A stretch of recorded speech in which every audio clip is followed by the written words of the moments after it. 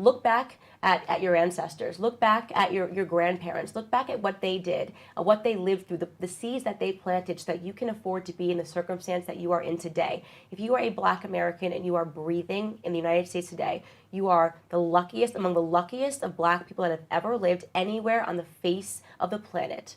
That is an incredible statement. All of human history, the luckiest Black people that have ever lived on the face of the human planet are the ones that are living and breathing in America today, okay? If you understand that, and you should understand it by simply saying, where would you like to live in Africa? For all that hoopla about, they took us from Africa, find me a Black American that will tell you they want to move back to Africa. I will, listen, right now. Or Europe. Why is it no? I'll book the flights for them, right? For any person that says we were stolen from our ancestors, I, Candace Owens, am pledging that I will book the flights if you renounce your U.S. citizenship for you to go live back in Africa.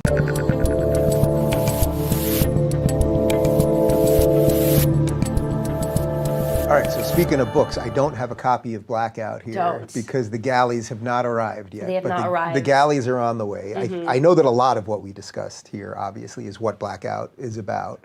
But what maybe did I miss, or should we hit on, or whatever else? You know, so Blackout for me, I really wanted to first and foremost lay out my personal story. There's been a lot of conjecture about where I came from, how I became conservative. Is she a fraudulent conservative? And all of that craziness, because people don't realize that I just was apolitical, if anything else. So to be clear, you're not some sort of secret agent. No, remember, you really have been there through all of it. I've been there since the beginning. I mean, the YouTubers, like, digesting my entire life, saying, like, she must be a plant, like, I mean, a Soros plant. I'm like, I've never even voted. Like, I literally, prior to getting into things, I genuinely just was not politically inclined. Yeah. And I just thought I had to be a Democrat and thought I had to be a liberal. And, you know, looking in the retrospect, I realized how foolish that is. You know, that I didn't realize that everything that bad happened in my life was really routed to bad policies and bad politicians. But I wanted to first lay out just my personal story. You know, the subtitle of the book is How Black America Can Make Its Second Escape from the Democrat Plantations.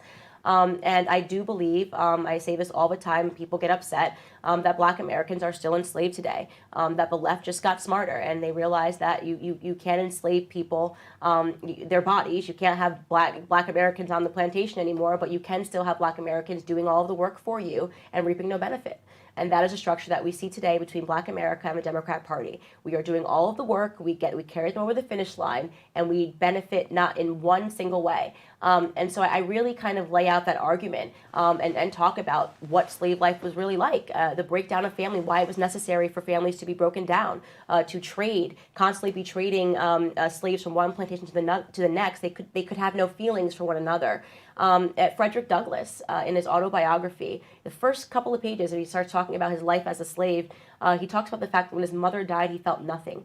When his sisters were traded, he felt nothing. He had no sense of kinship, no familial love for his own blood. That was necessary to the institution of slavery. We still have that kinship and that relationship and that community still broken down all of these years later, despite the Reconstruction era post-slavery, which we saw Black American families getting back together. We were doing something.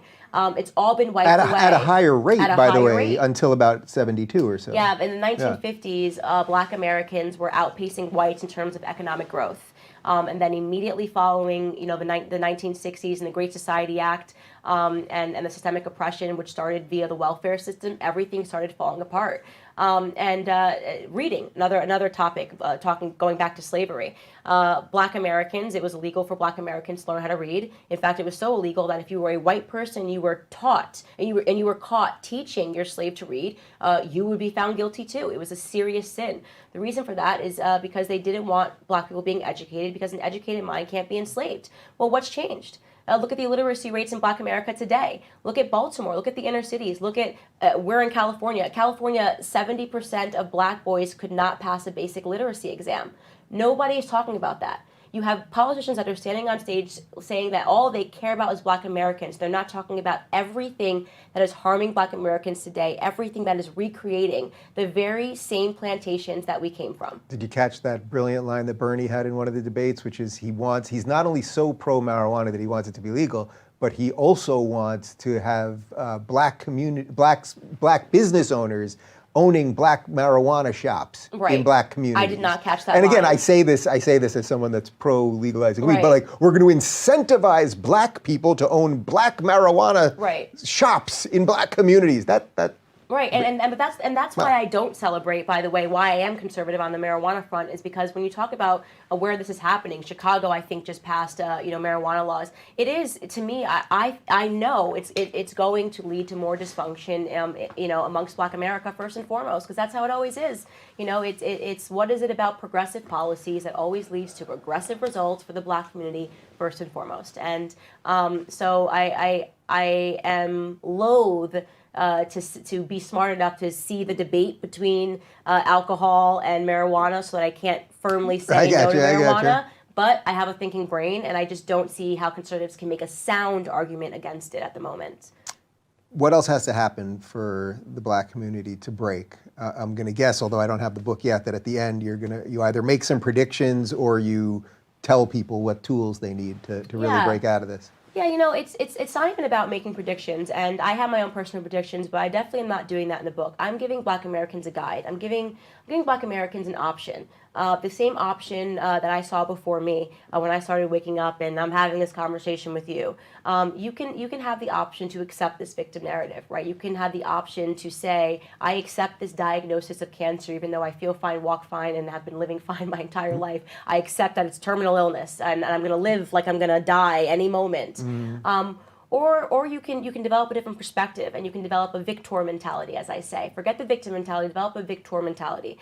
Look back at your ancestors. Look back at your grandparents. Look back at what they did, what they lived through, the seeds that they planted, so that you can afford to be in the circumstance that you are in today. If you are a Black American and you are breathing in the United States today, you are the luckiest, among the luckiest of Black people that have ever lived anywhere on the face of the planet. That is an incredible statement. All of human history, the luckiest Black people that have ever lived on the face of the human planet are the ones that are living and breathing in America today, okay? If you understand that, and you should understand it by simply saying, where would you like to live in Africa? For all that hoopla about, they took us from Africa, find me a Black American that will tell you they want to move back to Africa. I will, listen, right now. Or Europe. Why is it no? I'll book the flights for them. Right? For any person that says we were stolen from our ancestors, I, Candace Owens, am pledging that I will book the flights if you renounce your U.S. citizenship for you to go live back in Africa. You want to cap this at maybe at 10 people, Nope, just in case people are punking there's you? None. There's none. We did this. We did the same craziness with the Trump. I hate America. Everyone offered them money and flights. I think you might have. Don Jr. might have. Nobody took the bait, right? Because they know America is the greatest place they could possibly live. And you know what? If someone takes you up on this, I'll guarantee one first-class upgrade.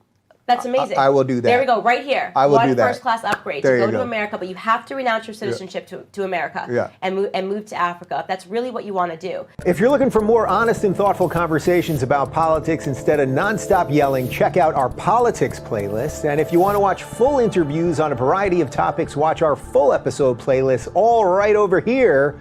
And to get notified of all future videos, be sure to subscribe and click the notification bell.